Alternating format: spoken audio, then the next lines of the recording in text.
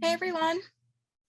Hi guys, I haven't seen you all in so long. Happy Friendsgiving. How are you guys? Happy Friendsgiving. I'm doing good. Hopefully, we can see each other in person soon instead of just on Zoom. Yeah, I'm so thankful I was able to get my vaccine. I can't wait until I can get my booster.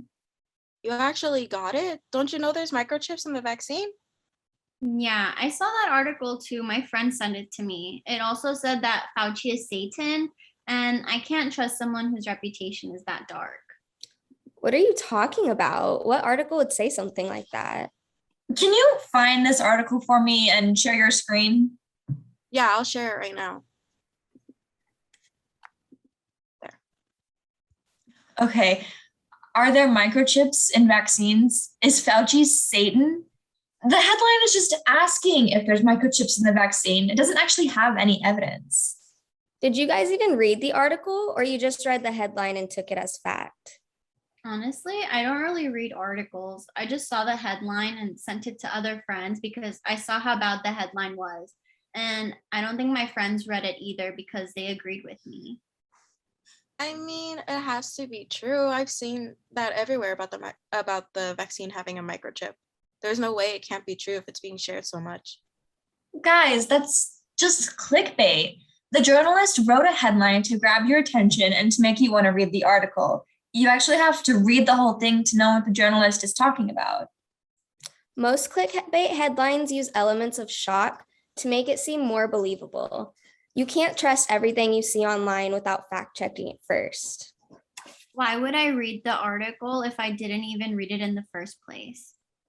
Well, you should be reading the whole article anyways. And second, you're just spreading misinformation if you're sharing an article that you aren't even sure is factual. One way to do your own research is to check multiple sources. Reading what other sources are saying about this topic will help determine the validity of this article. Well, this took a turn. I didn't know this get together would turn into a lecture.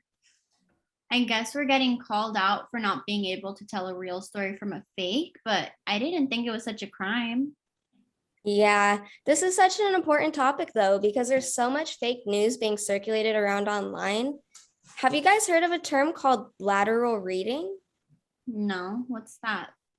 Lateral reading is when you fact check while reading through an article by opening up other tabs and researching the source and the organization that published it.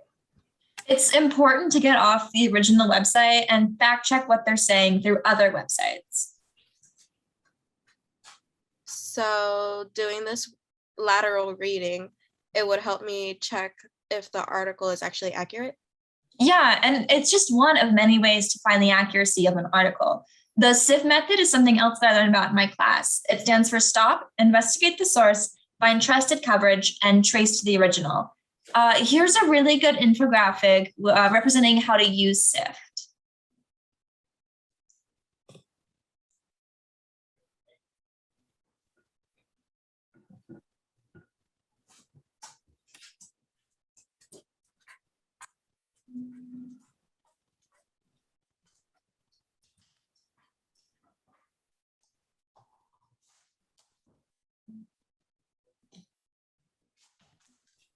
To investigate this specific article, you can click on the name of the journalist that wrote it, and it'll take you to his bio that explains his ideology and political standpoints, which is very important to keep in mind while reading the article. You can also open a new tab and research the news outlet itself, the Nevada Independent. It's also very important to search keywords to find similar articles to this one and evaluate other sources that are talking about the same topic. This is actually really interesting. I never knew there were so many ways to check a source's legitimacy.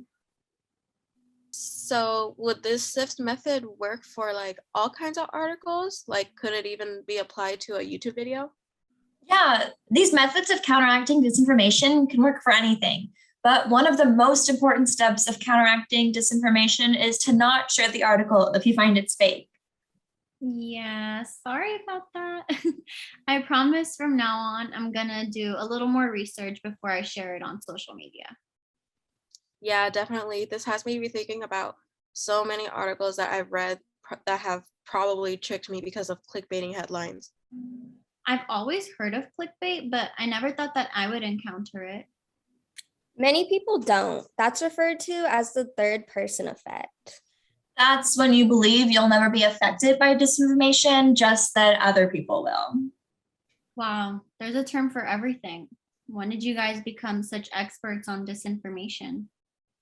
Well, we're both in Professor Eisenstock's Journalism 365 News Literacy class, so we've learned a lot.